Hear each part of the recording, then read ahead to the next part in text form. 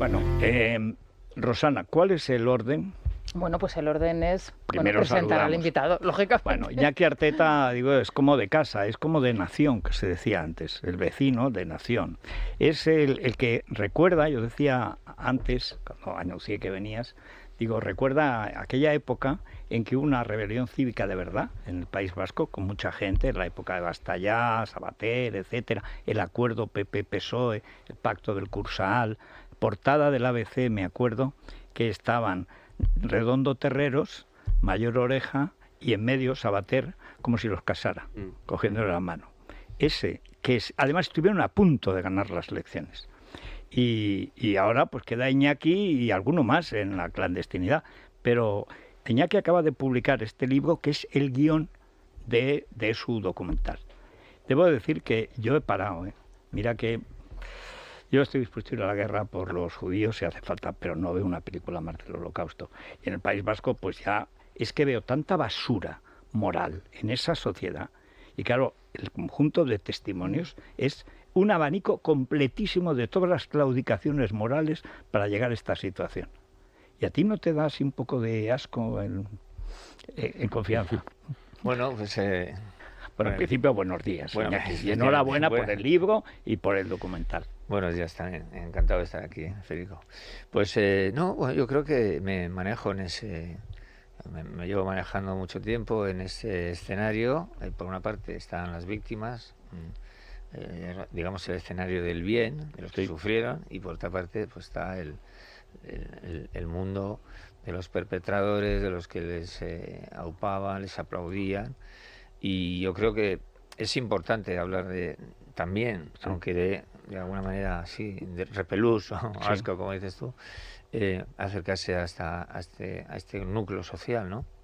Es importante porque, claro, con el tiempo, pues, esta gente se va incorporando a la sociedad y ya nos parece normal que estén en la política y que salgan de la cárcel, aunque no hayan acabado de... Bueno, que se les facilite la salida a la cárcel, pero hay que hablar de ellos, señalarles para que en el futuro la historia sepa quiénes fueron, que no se olvide quiénes fueron y por qué hicieron las cosas que hicieron. Esa supuesta lucha por los derechos de un pueblo, pues que se sepa que detrás de ese sufrimiento hubo gente vasca, gente normal, que decidió organizarse para matar. Bueno, allí hay una cosa que me llama la atención y es, me recordaba lo de Petro ayer, cuando presume de que hay otra terrorista como él, comandante Aureliano, vicecomandante Aureliana, le ha puesto Santi González a la presidenta de México, que estaba en la cobertura en México. El aparato internacional de ETA, que siempre ha sido muy importante, porque como toda organización comunista sabe que la proyección exterior, la comunicación es esencial. O sea, Lenin, para lo que hubo siempre y no es para comentar. O sea, había más que para la checa, porque la propaganda es esencial. Y sale ayer y dice, ya somos dos del M-19, dos terroristas al servicio del narco. Y lo dice tranquilamente. ¿Por qué? Porque en Colombia han muerto tantos que ya han descontado. Y llega un momento en que en lugar de contar, descuentan. Dice, hombre, no me presumas encima de haber trabajado para Pablo Escobar. Presume. Y eso está sucediendo allí también. O por lo menos parece. Sí, no solo no se arrepienten, y no lo harán, supongo, sino que exhiben su pasado, no tienen un problema primero en disimular como que no han hecho nada, sí, y luego pues cuando... Pero al mismo tiempo presumen.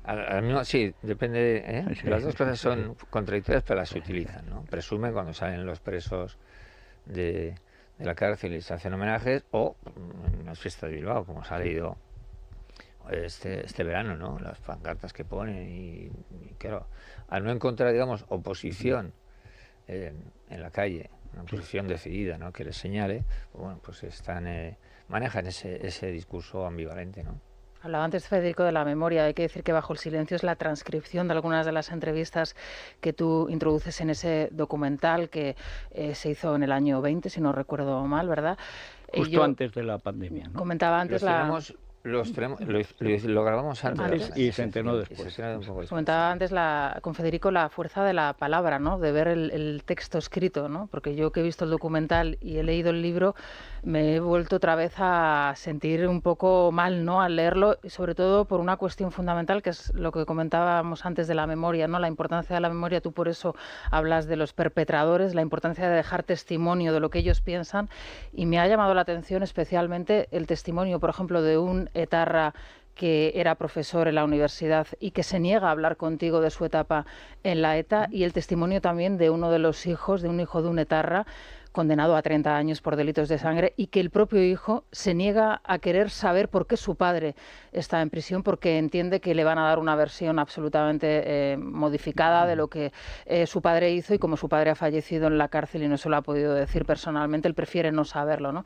Ellos son los primeros que no quieren dejar constancia de lo que se ha hecho. ¿Por qué crees que esto sucede así? ¿Por qué no hay un arrepentimiento, ¿no?, por parte de estas nuevas generaciones? Bueno, ahora nadie quiere aparecer como el malo de la película, nadie estuvo allí en la banda, nadie dio órdenes tampoco. Nadie mató. Claro, pues que yo creo que han delinquido, ellos lo saben, y se quieren proteger, ¿no? Y tienen una oportunidad en este momento histórica de tener cierta, bastante impunidad, ¿no? Sí. Primero respetando su proyecto político, normalizándolo en las instituciones, y luego pues teniendo la oportunidad y la complicidad de ciertos sectores de la sociedad de ir tapando lo que han hecho, pues por lo menos para tirar para adelante, ¿no? Porque Sí. yo creo que la historia pues realmente hay tantísimos documentos que avalan lo que han hecho, y no solo los asesinatos, sino todo el daño que han hecho a la sociedad, ¿no? Todo el miedo que han... Bueno, y hay 200.000 vascos expulsados de sus tierras. Claro, efectivamente. Lo cual, como amor al pueblo, es como el de los separatistas catalanes, que lo que más odian son los catalanes no separatistas. Claro, y en su momento se les fue expulsando, y eso ha diseñado una sociedad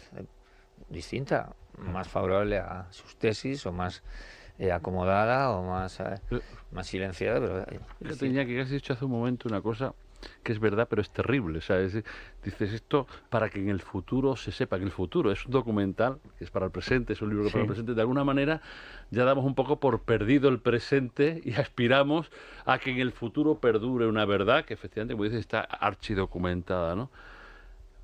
¿Qué ha pasado para que hayamos llegado aquí? Es decir, ¿cómo lo han conseguido? Que unas evidencias tan notorias, que una realidad que todo el mundo podía ver, que crímenes, ¿cómo se ha podido ir tapando todo eso, metiendo sedimentos para que quede tan abajo y no haya ningún tipo de visibilidad, ¿no?, al crimen, al horror? Al final, ¿cómo ha sido? Porque ha sido también en muy poco tiempo encima. Sí. Yo creo que, el final de ETA es un final imperfecto, injusto, a mi juicio, ¿no? Pues pragmático, políticamente pragmático, ¿no? Hay que acabar esto como lo hacemos, ¿no? Sí, el muerto al hoyo. Eso es, el muerto al hoyo, y hay que repartir medallitas y indemnizaciones a las víctimas, y el resto, pues yo creo que supongo que habrá un plan que se acabará pronto, de que sale el último preso de la cárcel tal día. Eso está, yo creo que diseñado, y entonces, pero eso lleva esa impunidad, o ese arrinconamiento de lo que ha pasado tan recientemente, ¿no? Que la sociedad, yo creo, especialmente la vasca, pues lo acoge con alivio, ¿no? Que no se hable de dónde hemos estado hasta hace poco y por qué hemos callado. Decimos cada uno. Claro. Lo que tal, claro. Entonces, pues eso alivia bastante a las conciencias, ¿no? Y la sociedad española, más o menos parecido. Sí. Pues un problema menos, ¿no? Miran para el norte y dicen, ahí no hay lío, en realidad hay ¿no? una mala conciencia de muchos. Claro. Pero tampoco muy grave, ¿eh? Es una mala conciencia llevadera. Yo recuerdo cuando el asesinato de Miguel Ángel Blanco, que ayer precisamente la audiencia dijo que todo había prescrito, cosa que además es ilegal y es falso, porque el nuevo Código Penal se hizo en el 10, y por lo tanto es mentira que haya prescrito. Está prevaricando la audiencia, que se creó a partir del TOP para juzgar exclusivamente delitos de terrorismo y narcotráfico. La audiencia, que es una verdadera vergüenza. La propia audiencia, en la función básica que le quedó, porque el narco pues podría estar incluso en en un juzgado normal o lo que sea. Pero el terrorismo ha sido terrible en España durante muchos años. Y dicen que no. Pero claro, ¿qué es lo que pasa cuando asesinan a cámara lenta a Miguel Ángel Blanco? Que inmediatamente sale el PNV en apoyo al Pacto de Estella. E inmediatamente sale Pujol, la declaración de Barcelona, a apoyar al PNV y a la ETA. Pero fue inmediato, es que fue pam, pam. Dice, no, a ver si nos van a echar como a estos. Tal cual. Entonces, claro, como en el País Vasco, el PNV, el PSOE, que son los villanos de esta película, los peores al final, los gorrinos, les llamaba Zutik, les llamaba los gorrinos a los del PSOE. Lo único es que el cerdo es útil, de la vista baja produce cosas buenas, jamón, y estos no producen nada bueno.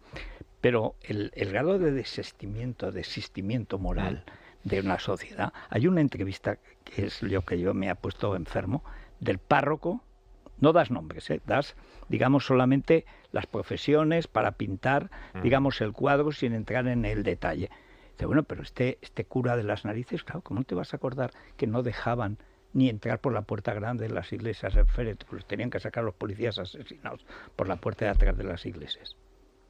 Pero si es que las cosas, sobre todo en la COPE, sí, recuerdo, cuando teníamos todos los días las noticias, pero es que no cabe un malvado más. Pero es que el capítulo de la Iglesia en toda esta historia de la que estamos hablando es lo que más mueve, a lo mejor, más mueve a algo interno, porque decir, ¿cómo es posible? Y cuando los oyes, cuando los lees, cuando lo ves en la película de Iñaki, dices, bueno, es tremendo que haya personas así y que representan a la Iglesia, eso es. Y yo lo que te quería comentar, al hilo de todo lo que tú estás contando, cuando hablamos siempre de que es una sociedad enferma. Es una sociedad enferma, esto ha pasado en el País Vasco porque es una sociedad enferma o una sociedad cobarde.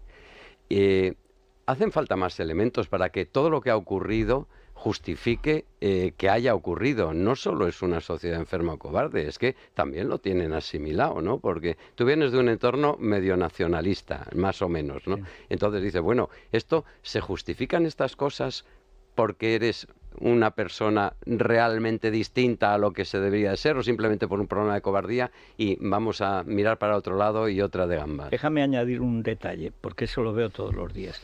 ¿Por qué los que estábamos en el antifranquismo son los que estamos más contra el socialismo? O sea, ¿por qué el PSOE, que no existió frente a Franco, es el que no se le cae Franco de la boca? Y los 4 gatos y 2 policías que estamos contra Franco son los que estamos contra el PSOE. Pero es que es matemático, debe decir, porque la impostura es parte del alma humana, desde luego de la España actual, sin duda. Aquí miente hasta el apuntador. Pues bueno, realmente es una sociedad, es compleja, no es solo, quizás no solo sea ni cobardía, ni dejadez, ni principios los que hayan impedido ponerse al terrorismo. Yo creo que hay, claro, la fantasía nacionalista, la fantasía, digamos, fanática, el nacionalismo ninguno, yo diría que es una ideología tóxica y un sentimiento también tóxico, ¿no? Que se ha vivido allí precisamente como heredado de una supuesta persecución en el franquismo. Se ha vivido pues como algo que merecía pues una atención, un respeto y una asimilación de el tipo de sociedad que querían para su ideología, pues transmitirlo y empapar toda la sociedad con esos principios, digamos, ¿no? Y con ese relato que tiene mínimo de cuál es la justificación de su lucha. Esa lucha acabó en despreciar la vida humana y organizarse para matar, como también se decía, y no solo a fuerzas de seguridad, sino a vascos, muchos vascos, la mitad son vascos de los asesinados por ETA, ¿no? Entonces todo eso ha hecho una sociedad, es casi un experimento social, lo que yo creo que hemos vivido ahí, los que tenemos una edad, ¿no? Que hemos contemplado el asesinato, lo hemos normalizado, hemos pensado que había algo detrás de eso que impulsaba a otros jóvenes, ¿no? Cuando empezaron a otros jóvenes a tomar esas medidas, y eso es lo que yo creo que hace que no ha habido cura para enfermedad, para ese síndrome. Pero ha habido mucho cura para el viático, ¿eh? Ha habido mucho cura que también ha tenido la misma enfermedad, o peor, ¿no? Bueno, Porque, de claro, hecho, peor. solo había 2 curas decentes, que los teníamos censados. Uno que se atrevía a hablar en la COPE y otro que ya no podía. Claro, porque cada vez que habían eso, pues hombre, al menos un cura bueno. Y había uno, el de Martutene. Y había otro que también era bueno, pero ya mayor, y entonces que no hablaba bien y tal, y entonces pues no le llamábamos, pero es que era dramático, porque el primer malvado fue Setién, que recibe al familiar de una víctima y dice, y me parece que es María San Gil o Jaime Mayor, nos le dice, pero bueno, vienen a misa también, es que no son sus hijos, y si quién dice que tengo que querer a todos mis hijos igual. Hombre, lo dice el Evangelio, ¿verdad? Pero tal. Luego el obispo Pardo Uriarte, que será menos fachendoso y más malo todavía que Setién, pero era la tónica de todo el episcopado vasco. ¿Qué pasa? Que entonces había al menos episcopado español, porque Rouco es que mantuvo la COPE allí en la trinchera. Y aquello se acabó, y tú ves ahora al Papa. El Papa irá a la toma de posesión de Otegi cuando sea el Lehendakari. ¿Cómo va, Iñaki, el proyecto de la creación de ese gran museo documental, podríamos decir, a modo del Museo del Holocausto, de ese testimonio que nos dejó, además por iniciativa de Steven Spielberg, que es pues grabar, dejar testimonio gráfico, sonoro, en vídeo de todo lo que ha supuesto y todas las víctimas del terrorismo? ¿Cómo va ese gran proyecto que tienes entre manos? Continuamos con las grabaciones. Precisamente esta semana estamos del martes hasta mañana. Haremos una docena de entrevistas a familias de víctimas mortales, a supervivientes, a un policía que trabajó y vivió en el País Vasco. Bueno, pues ya tenemos casi 500 entrevistas y queda mucho por hacer, naturalmente. Sí. Pues vamos haciendo. ¿Y cómo se puede ayudar a eso? Pues con dinero. Claro, quiero decir, ¿a dónde hay que poner el dinero? ¿No tienes ningún tipo de ayuda? No, tampoco la quieres, tampoco importa, porque yo creo que sea un proyecto independiente. Llevamos más de 20 años haciendo esto, entonces al principio sí buscábamos con otros gobiernos, ¿no? Como están las cosas muy diferentes también antes de la crisis y tal, pues bueno, buscamos dinero institucional, pero bueno, yo creo que es muy complicado. Yo digo particulares, que siempre hay. Particulares. Hombre, no es que los ricos sean heroicos, ¿verdad? Casi ninguno se hace rico siendo heroico. Pero, hombre, siempre si se puede ayudar, ¿no? No, sí, nos ayuda a gente que tiene dinero y gente que no tiene dinero. O sea, los que más. Sí. Y buscamos eso, financiación. Pues yo creo que es el valor de este trabajo nuestro es que sea independiente y que se conserve de una manera independiente, pues para consultas, que no esté en ninguna institución que pueda ser manejada por la política. No, porque luego igual que te abren, te cierran. Oye, pero qué importante es dejar constancia no documental de todos estos testimonios, porque yo recuerdo el documental que hiciste en donde enfrentabas a estudiantes muy jóvenes de periodismo con víctimas de la ETA. Prácticamente ninguno sabía lo que se traía entre manos y ellos mismos se avergonzaban y bueno, era escalofriante ver cómo reaccionaban cuando entrevistaban a estas personas.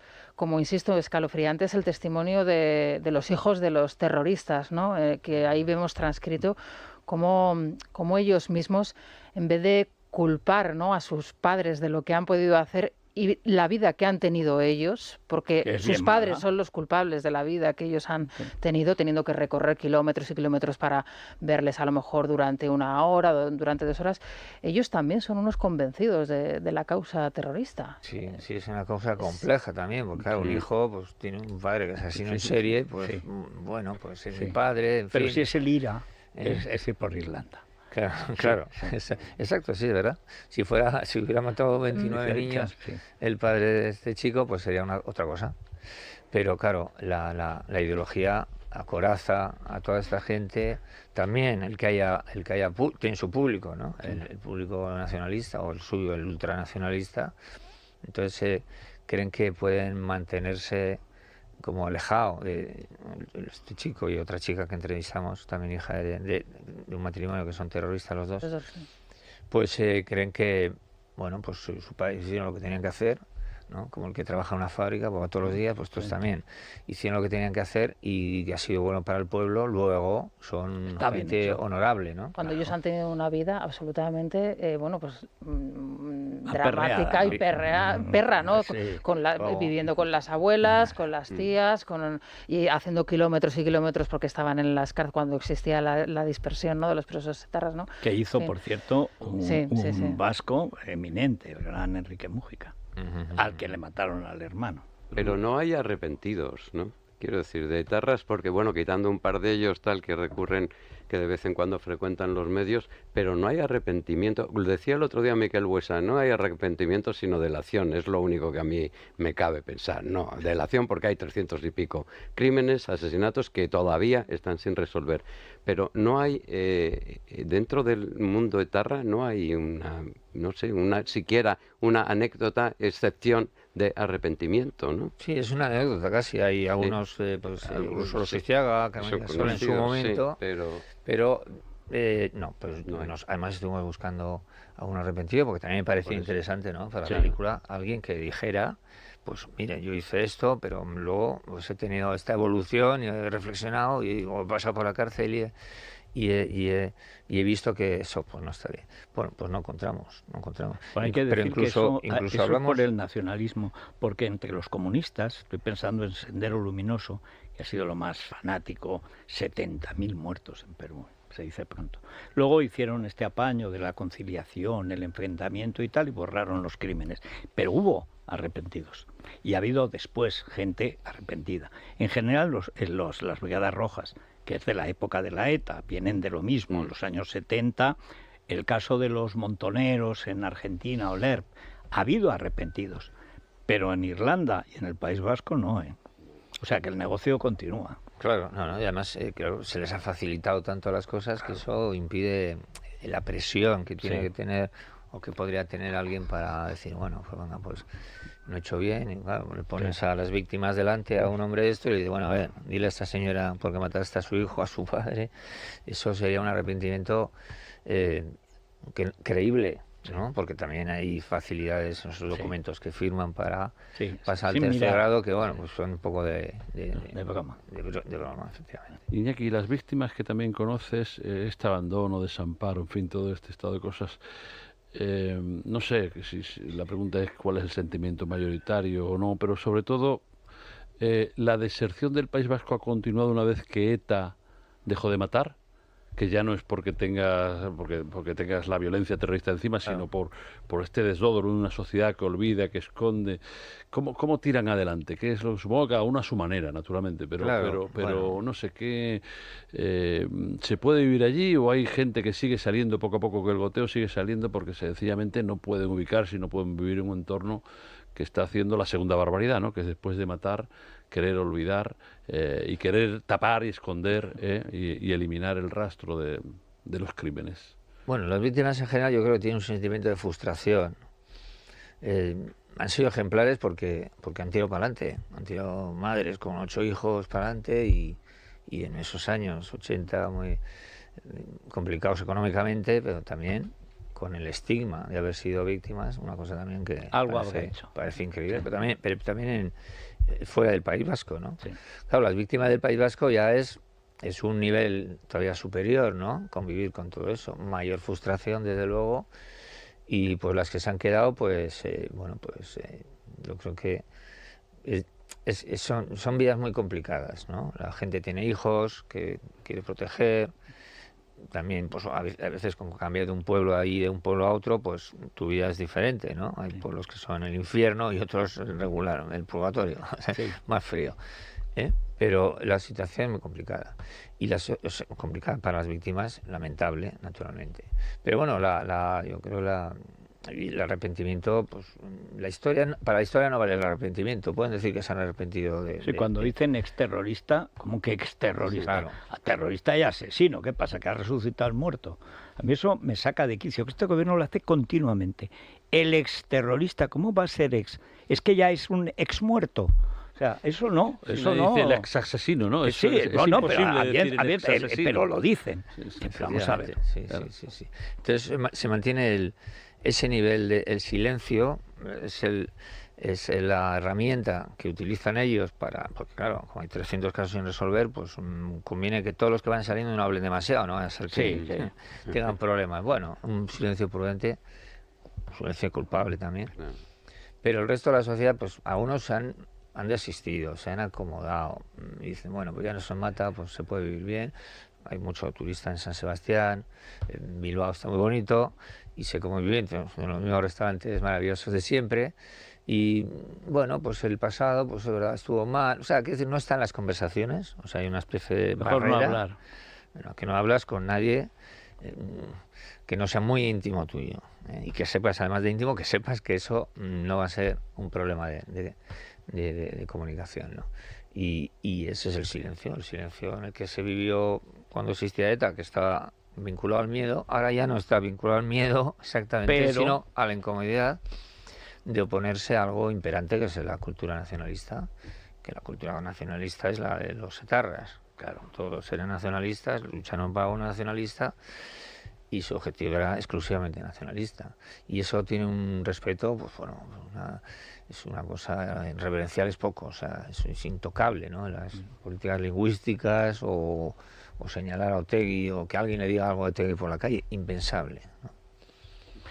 Bueno, vamos a ver, Sergio, hay muchas llamadas. Tenemos varias cuestiones que plantean los oyentes, algunos directamente desde el País Vasco, que nos han dejado esas notas de voz dejando sus situaciones en primera persona, otros incluso que vivieron atentados muy de cerca y que han querido preguntar y compartir un poco esa visión de la complicidad, de la falsa sensación de paz, de ese silencio, es una palabra que se ha repetido bastante y que pueden vivir actualmente. Así que hacemos una pequeña pausa y los escuchamos como siempre. Es la mañana, es radio. ¿Y qué le parece que haya ese tipo de pintadas en los pueblos? Son pocas, debería haber más. Y se aplaudía el que se pudiera matar a un guardia civil porque comulgabas con ello. Aquí lo que había era, según usted, una guerra, un conflicto, dos bandos. Había y hay. Existía y existe. Todo eso lleva a que una persona decida matar a otra. Estas son las voces. Sí, las voces de Bajo el silencio. Sí, señor. Que puede verse, sí. Bueno, y los oyentes, sobre todo del País Vasco, y muchas víctimas en toda España, porque la verdad es que ahí la muerte estuvo muy repartida. Pues como Después digo, la que más, la Comunidad de Madrid. pues se entremezclan un poco las reflexiones y las vivencias con algunas preguntas también que plantean, algunas de ellas centradas en cómo hemos llegado hasta aquí, quién ha permitido también en ocasiones ese silencio y ese olvido, y se juntan también un poco pues con la resignación y la incredulidad. Y en cuanto a la no extinta ETA, desde hace años España decidió entregarle el gobierno, bajándose los pantalones, como vulgarmente se dice. Ahora mismo estoy aquí en esta zona y bueno, es deprimente. Han conseguido todo lo que pedían y nos han desguazado en todos los sentidos. Yo soy vasca y aquí lo que ocurre es que resulta muy cómodo olvidarnos de todo. Luego justificamos que tiene que haber paz, que tiene que haber conciliación los unos con los otros, pero no existe, eso no es cierto. Yo estoy calificada como franquista.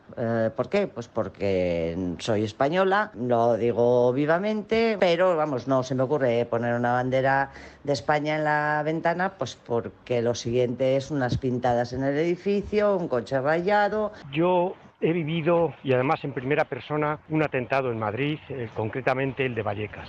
No se me olvidará. Pero yo me pregunto, después de oír a este indecente señor Marlaska, ¿qué necesitan los votantes socialistas para darse cuenta a quién están votando? Pero ¿de verdad pueden seguir aguantando esta indignidad? Basándose en la película, en el western de Clint Eastwood, Infierno de Cobardes, si tuviera que escribir el guión, ¿a quién pondría de sheriff? ¿A Pedro Sánchez? ¿A Otegi? ¿A Zapatero o a todos? ¿Tiene usted alguna forma de que el PSOE se identifique con ETA y que explique por qué, después de haber matado varios compañeros de ETA, a los del PSOE, estos sigan beneficiándolos? ¿Hay algo más aparte de lo que suponemos? ¿Qué le parece las excarcelaciones que está haciendo el gobierno socialcomunista y escupiendo las tumbas de sus compañeros de partido? Hay a elegir, hay surtido. Sí, sí, claro. No, lo que es cabreo lógico, ¿no? Sí. Pero en cuanto al PSOE, ¿no?, que efectivamente fue perseguido durante un tiempo, como otros concejales locales, empezando por Gregorio Ordóñez y, claro, bueno, en fin, acabando hasta todos los que persiguieron, ¿no? También de UPN, también de Unidad Alavesa, sí, partidos que ya no existe, Unidad Alavesa, pero fueron víctimas. Y antes de Alianza Popular, que los mataron a todos.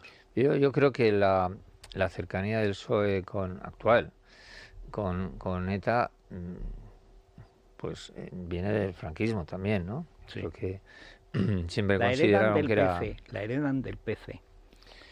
Bueno, pero el PC ya se... Totalmente, ahí está el libro de Lidia Falcón contando cómo Eva Forest, luego etarra honoraria, madre superiora, etcétera, y Alfonso y Sastre. O sea, pero como ellos tenían un comando que era en la práctica un comando conjunto. Y no se lo sabían ni los del PC que estaban con ellas. Lidia Falcón, que era su amiga, y la detienen junto a su hija.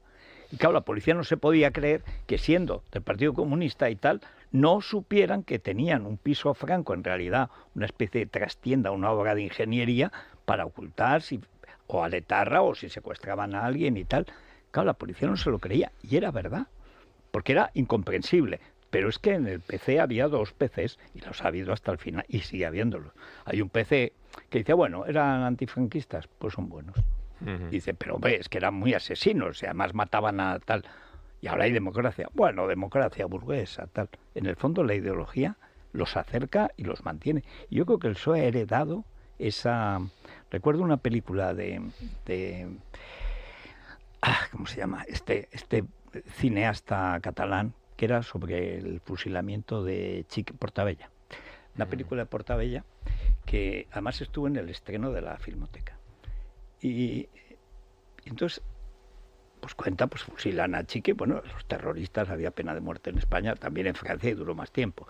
Pero acaba con el Eusko Udariak, mientras salen las montañas, parecían que iban al Valhalla. O sea, no se sabía si son miserables terroristas.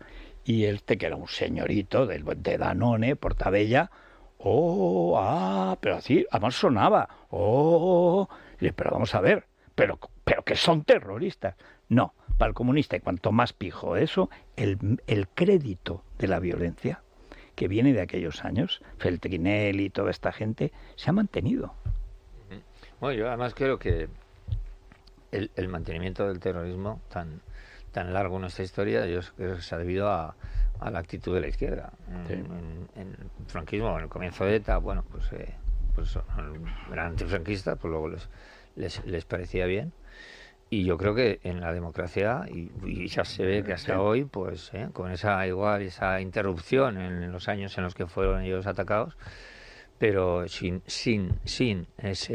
esa actitud contemplativa o a veces cómplice de la izquierda comprensiva, ¿no? Con la izquierda con el terrorismo, yo no creo que hubiera durado tanto. Hubiera durado lo del grapo. Porque muchas veces se dice... Mira cómo la izquierda se puso contra el grapo y contra el FRAP, claro, se acabó. Exacto, sí. Sí, porque a veces se dice que el PNV ha sido, pues eso, el gran ambiguo, ¿no? Con el terrorismo, que bueno, que las nueces, el árbol y tal. Ahora a Tucha les metió mucha presión en el 2000 y pico, en los años 2000 y poco más, pero yo creo que la izquierda, y entre la izquierda y el nacionalismo, pues se ha permitido, como no, pues de una manera inédita en el mundo occidental, un grupo terrorista que ha durado 60 años y con el éxito de haber moldeado una sociedad como es la vasca, cambiando el mapa electoral, alterando efectivamente el censo electoral, y luego pues metiendo a presión todos los principios de nacionalismo, como son la lengua, que no, claro, luego hay que ver que no funciona, porque pero la obediencia debe funcionar. Claro. Con ese contexto, con todos estos cálculos, ¿estamos lejos de que Bildu esté en el gobierno vasco, o a solas, o con el PSE, o con el PNV? ¿Piensas que eso puede ocurrir antes que después? Sí, no sé, puede haber ocurrido ya. Por eso lo digo. Estuvo cerca. Por eso lo digo. Podría haber ocurrido ya, sí. Es algo que empieza a estar descontado también socialmente, ¿no? Efectivamente, sí.